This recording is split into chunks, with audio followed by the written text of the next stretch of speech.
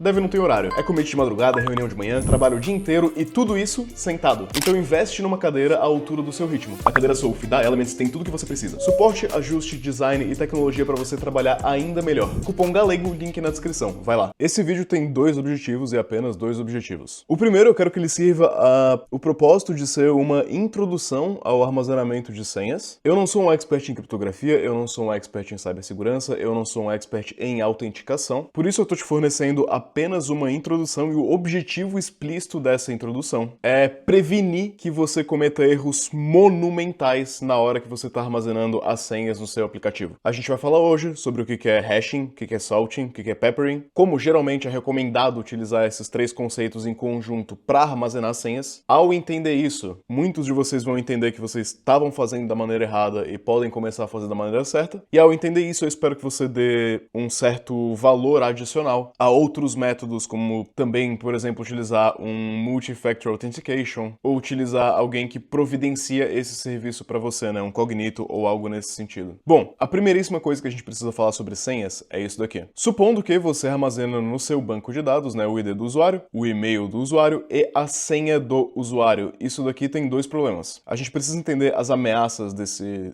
modelo aqui para entender a forma de evitar que essas ameaças aconteçam. Existem dois modelos de ameaça. A ameaça, digamos assim, online e a ameaça offline. Qual que é a ameaça online? Um atacante, alguém que está tentando adivinhar essa senha, vai ficar testando todas as senhas uma atrás da outra, até o login ser bem sucedido. Se você utilizar hashing, salting e o peppering, isso não necessariamente previne esse ataque online, porque afinal de contas, se o usuário ficar testando várias senhas, alguma hora o login há de funcionar. Existe também o ataque offline, que é o seguinte: alguém conseguiu acessar o seu banco de dados de alguma maneira, essas informações aqui vazaram. No momento que essas informações vazaram, se a senha estiver assim crua no banco de dados, em texto plain, o atacante conseguiu a senha para aquele aplicativo e possivelmente, né, as pessoas reutilizam muitas senhas, possivelmente ele conseguiu também a senha da Alice para várias outras aplicações. Então primeiro vamos falar do ataque online, que é o mais simples, depois a gente fala do offline, que é um pouco mais complicado e requer que você entenda esses outros conceitos, né? No ataque online vão existir várias formas de você evitar que esse atacante fique testando todas as senhas possíveis até obter um resultado de sucesso. Você que já entende um pouquinho aqui de sistemas, né, de system design, você vai conseguir imaginar aqui algumas soluções. Pô, vamos colocar um WAF aqui na frente, né, para tentar me proteger desse negócio. Também não vamos deixar um usuário fazer 10.000 requests em paralelo para tentar fazer o login, né? Outra coisa que a gente vai botar aqui na frente da nossa aplicação, então, é um rate limit, né? A gente pode basear esse rate limit nos devices, né? Os dispositivos utilizados, a gente pode basear no IP, a gente pode basear até no usuário. O mesmo usuário não pode tentar fazer login 1 milhão de vezes. Por isso, né, que acontece que você vai tentar, tipo, adivinhar a sua senha ali, quando você erra a senha 5 vezes, não dá mais para fazer login. Além dessas etapas, né, para o usuário conseguir acessar a nossa aplicação, não vai bastar apenas acertar a senha. A gente pode adicionar um MFA, um Multi-Factor Authentication, que é aquele códigozinho que vem no autenticador e tal, ou então, você acertou a senha, beleza, agora foi enviado um WhatsApp para você ou um e-mail para você e você vai utilizar esse código do WhatsApp ou do e-mail para garantir que é você mesmo e não simplesmente alguém que adivinhou sua senha. Esse tipo de coisa, e geralmente um conjunto de todas essas coisas, vão ser utilizadas para coibir esses ataques online. E se todas elas forem utilizadas direitinho, né? Colocou um WAF, fez um rate limit, travou a conta ali do usuário se ele tentou 5 senhas diferentes e você tem autenticação de 2 fatores ou de múltiplos fatores, isso vai funcionar para 99,99% dos casos, vai ser o suficiente. Compreendido o ataque online? Agora vamos falar do mais complexo, do ataque offline, que é o seguinte: o seu usuário malicioso aqui, ele tem acesso ao seu banco de dados, ele conseguiu efetivamente o dump das senhas ali. Você pode pensar, galego, se ele conseguiu o dump das senhas, não tem como a gente prevenir que ele faça o login, certo? Bom, primeiro, mais ou menos, mesmo que ele tenha acesso à senha, a autenticação de 2 fatores ainda pode te salvar aqui, mas tem como a gente fazer com que esse acesso à senha não seja uma garantia de que ele vai conseguir fazer login, mesmo sem a autenticação de múltiplos fatores. Olha só que interessante. Primeira coisa que você precisa entender é que a gente nunca vai armazenar uma senha em texto plano. Isso aqui não existe. Isso aqui tá errado em todas as circunstâncias, em todas as situações. Não existe armazenar a senha em texto plano. Tá errado. Se você já viu os meus vídeos, você conhece o conceito de um hash map. O conceito de um hash map é que, né, ele vai utilizar um hash, uma função de hashing em cima de um input, vai sempre produzir o mesmo output. E a gente vai fazer um hashing, né? A função de hashing, ela funciona só de um caminho, ela não funciona dos dois caminhos. Como assim? Vou fazer um hash da senha aqui, Augusto, certo? Essa aqui é a minha belíssima senha Augusto, vou fazer um hash. O hash dessa senha vai resultar em um número muito grande de caracteres, em algo, assim, ó, absolutamente gigantesco de caracteres. Se o atacante tiver acesso a esse número gigantesco de caracteres aqui, ele não consegue, a partir daqui, deduzir minha senha. O caminho reverso aqui não é possível. Mas, né, se a minha senha é Augusto, essa senha passada pela mesma hashing function com os mesmos parâmetros, vai sempre produzir o mesmo resultado. Então olha que interessante. Para desenhar o nosso sistema, ao invés de armazenar esse password aqui meio tosquinho, isso aqui não é mais o que vai ser armazenado, a gente vai armazenar esse hash gigantesco aqui. Então, né, ao invés de armazenar o password, nós estaremos armazenando o password hash, o hash do password, o resultado de passar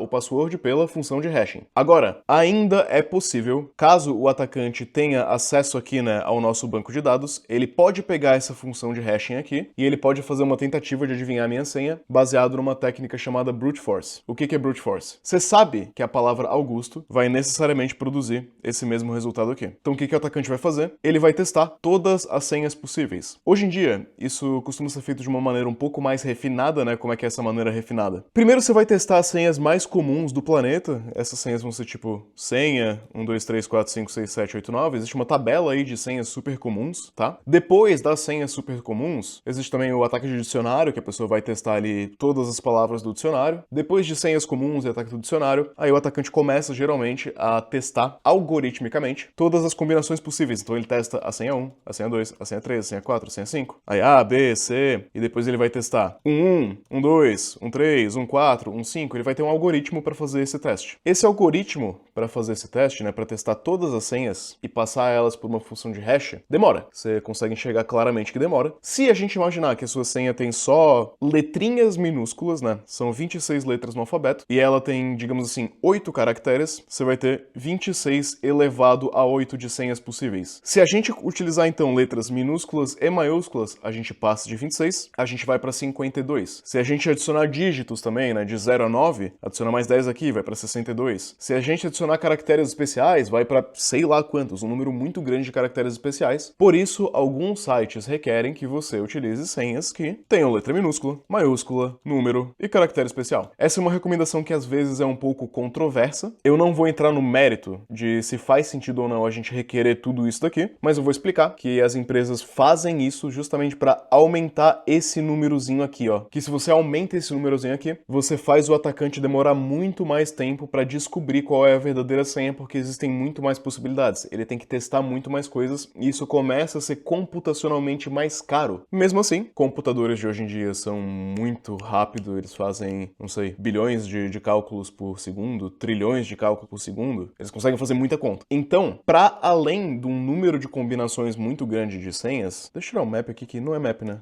Estamos falando só de hash aqui e hashing function. Para além de um número muito grande de senhas, para tornar isso mais difícil ainda, a gente vai propositalmente utilizar uma função de hash, né? Função ou algoritmo hash. Existem várias dessas funções. E nota, se quando a gente está utilizando um hash map dentro da nossa linguagem de programação, a gente quer que esse cálculo seja o mais rápido possível, quando a gente está guardando uma senha, a gente quer que esse cálculo seja mais lento e mais difícil. Porque se ele for mais lento, vai demorar muito mais para ele ser craqueado por um computador, para ele ser quebrado via força bruta. Então, as funções de hash para armazenamento de senha, geralmente é bom que elas tenham um tempo de CPU, né? Que demora mesmo para ser calculado, que seja pesado também em termos de memória, para tornar todo esse negócio aqui economicamente inviável. Ou seja, se você tem uma senha longa, digamos assim, uma senha de 16 ou 24 caracteres aqui, que utiliza letra minúscula, maiúscula, número, caracteres especiais, e você utiliza também uma função hash, que é computacionalmente cara aqui, o tempo estimado para um atacante conseguir adivinhar essa senha aqui na força bruta, baseado no poder de computação atual dos computadores, vai ser medido em bilhões de anos. Não vai ser possível quebrar isso daqui com força bruta baseado na computação que se tem atualmente. E também, você pode falar, galego, mas vão existir computadores quânticos, já existem aí, sei lá, testes de computadores de, não sei, 1024 bytes quânticos, mas também existem algoritmos que não são quebrados por computação quântica, tá? Hoje em dia, um dos exemplos mais comuns de se utilizar esse algoritmo de hashing é a família aqui do Argon 2, tá? O Argon 2 ID costuma ser o recomendado. Ok, compreendemos a parte de hash aqui. Agora, a parte parte de hashing, ela ainda tem um problema. Como eu te falei, a mesma senha, se passada para a mesma função hash com os mesmos parâmetros, sempre produz o mesmo resultado. Lembra que eu falei lá de,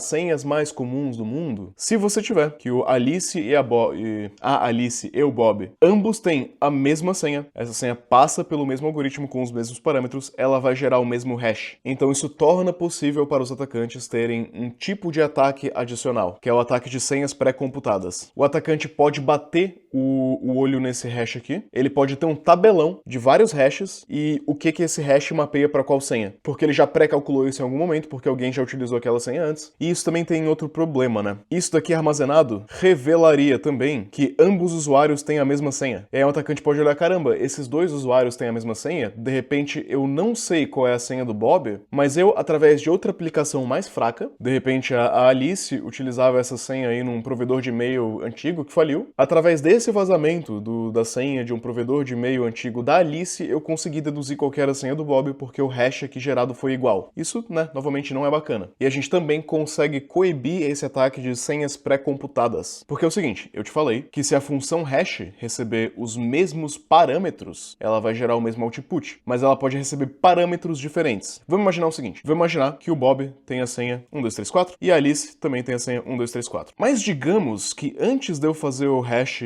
pro Bob, eu vou adicionar um número aleatório aqui antes. Eu vou adicionar aqui, ó, random, e esse random vai ser, sei lá, um número aleatório, hífen 1234, e pra cá eu vou ter outro número aleatório, hífen 1234. Embora a parte da senha deles seja igual, a parte do número aleatório não é igual. Eu digo, mas por que você tá fazendo isso de número aleatório? Como é que a gente vai adivinhar esse número aleatório depois? Então, acompanha o raciocínio comigo. Ainda aqui na nossa tabela em que a gente armazena o password hash, a gente armazena também por usuário esse número aleatório. Vamos chamar ele de salt agora. Cada um vai ter o salt. Bob, vamos supor que ele tem o salt aqui, né, do 123. Alice tem o salt aqui do 456. São salts diferentes. Quando a gente joga esse salt dentro do algoritmo, ele gera um hash diferente. Então ele vai gerar um hash que não é igual o hash da outra pessoa, mesmo sendo a mesma senha. E sim, você pode armazenar o hash dentro do mesmo banco de dados nesse caso. Eu sei que é um pouco contra-intuitivo, porque, beleza, supondo que o atacante conseguiu obter o hash do seu password e conseguiu obter o salt também. Mesmo assim, a gente ainda preveniu o ataque de senhas pré-calculadas. Ele não consegue mais bater o olho nesse hash aqui e nesse hash aqui e olhar num tabelão de coisas pré-calculadas, porque existe também um componente aleatório, então você precisa calcular tudo de novo. Nada que ele pré-calculou antes vai ser útil se ele não tiver pré-calculado com esse salt. E ele não vai ter. Lógico, existe também uma lógica de geração de salt, tá? Não é para você implementar isso daqui na mão, não é um ID incremental. Geralmente, a mesma lib que você utiliza para fazer o hashing do seu password é a lib que vai ser utilizada para gerar o salt, e você armazena um salt único por usuário, geralmente, né? Novamente, se o salt for o mesmo para esses dois usuários, você ainda consegue identificar que eles têm o mesmo password, a mesma senha. Então, beleza. Com hash e salt, a senha fica muito difícil de ser craqueada, porque vai demorar bilhões de anos para ela ser craqueada, e eu não consigo fazer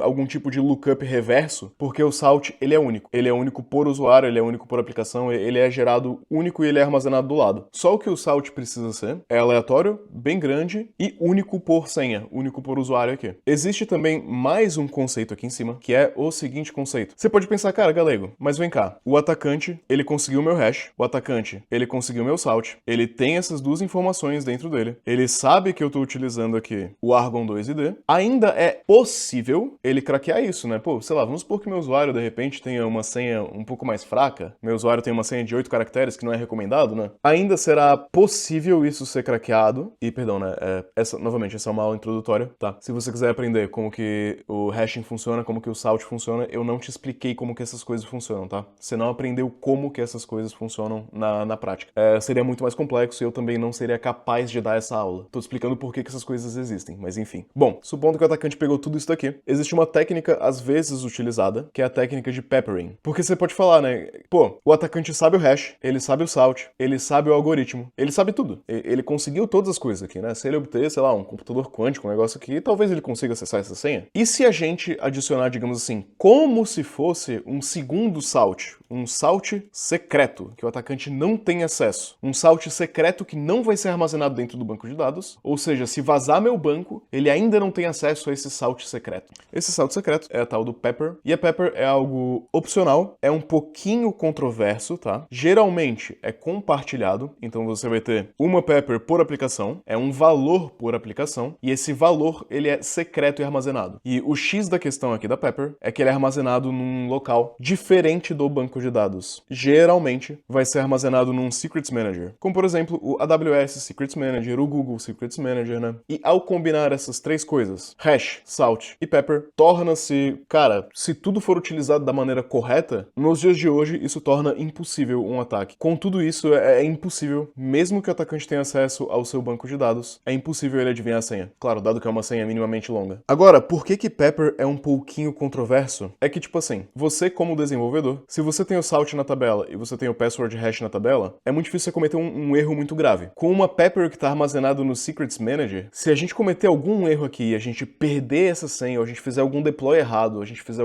trocar essa senha, fizer alguma coisa errada aqui, a gente vai invalidar todas as senhas do nosso aplicativo. Todas elas não vão ser mais possíveis de ser acessadas, a gente não vai conseguir reconstruir nada disso, porque a gente perdeu acesso ao valor da Pepper, a gente não sabe mais qual que é esse valor. E se você perder esse valor, nenhum usuário vai conseguir fazer login. Você vai, tipo assim, quebrar a produção para 100% dos usuários e todo mundo vai precisar criar uma senha nova. Por isso que é um pouco controverso, por isso que é um pouco arriscado. Agora que você entendeu tudo isso e tem o modelo mental de tudo isso, o que eu vou te falar? A implementação disso daqui, da maneira correta, ela é bastante difícil de ser feita. Ela requer uma certa experiência, ela requer muito cuidado, muita cautela, muita atenção. E por isso, a gente faz algumas recomendações. Temos aqui 3 recomendações muito fortes que são as seguintes. Caso você vá armazenar as senhas dos seus usuários no banco de dados, usa libs renomadas para fazer isso, tá? Não inventa de criar sua própria lib, seu próprio hashing, o seu próprio salt. Vai lá no Argon 2, olha a documentação, olha como é para ser feito e implementa isso da maneira correta e da maneira que é o padrão de mercado, tá? Não foge do padrão. Alternativamente, a outra coisa que você pode fazer é utilizar um framework que vai, ao invés de você codar tudo isso, né, de você utilizar o Argon 2 ali e codar a parte de armazenamento, etc., você pode utilizar um framework como o BetterOff, que é uma solução de um pouco mais alto nível. Isso pode fazer bastante sentido. Por quê? Porque desenvolvedores não são bons com segurança, então às vezes é melhor você já confiar em alguém que já fez isso, tá? Se você é um solo founder de um SaaS, eu acho que esse daqui é um caminho bom, tá? E no caminho do BetterOff. É preferível você delegar um pouco mais as coisas para um framework que vai te prevenir de fazer algumas cagadas, é verdade. A terceira solução é um Identity Provider, que aí é a terceirização completa, né? Um que ficou muito popular recentemente é o Clerk, que toda a parte de login vai ser feita ali via Clerk e você não faz quase mais nada, você vai fazer pouquinha coisa, tá? Auth0 também é popular, Cognito da AWS também é popular, existem outros Identity Providers. Esse aqui é, assim, é o nível máximo de terceirização possível, tá? Aí você vai esquecer toda essa dor de cabeça que eu te ensinei e toda essa dor de cabeça vai ser lá responsabilidade do seu provedor. Também existe o caminho de você nem querer ter senhas. Eu nem quero ter senhas. O meu login pode ser via Magic Link no e-mail. Meu login pode ser só ali via a autenticação do Google, né? E aí você pode usar a libs ali para fazer a autenticação via Google ou autenticação via GitHub. Enfim, existem algumas possibilidades aqui. Muitas pessoas não gostam de ter senhas. Eu, inclusive, se for para fazer SaaS B2C, SaaS meu para os consumidores, cliente final, eu pessoalmente prefiro não lidar com senha. Eu pessoalmente prefiro fazer um login via Google, via GitHub, via algo nesse sentido, porque eu elimino um pouco da dor de cabeça disso daqui, tá? Mas é opinião pessoal.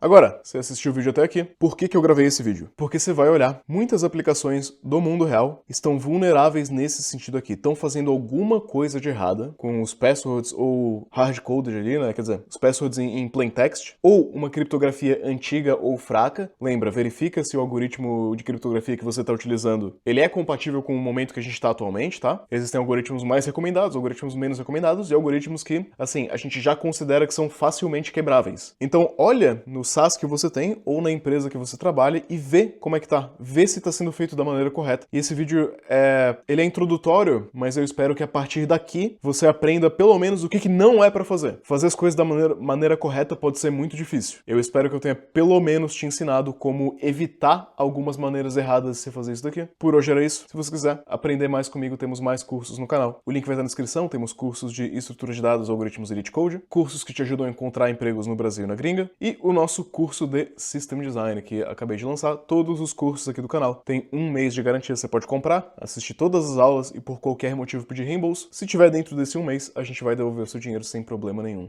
Valeu, pessoal!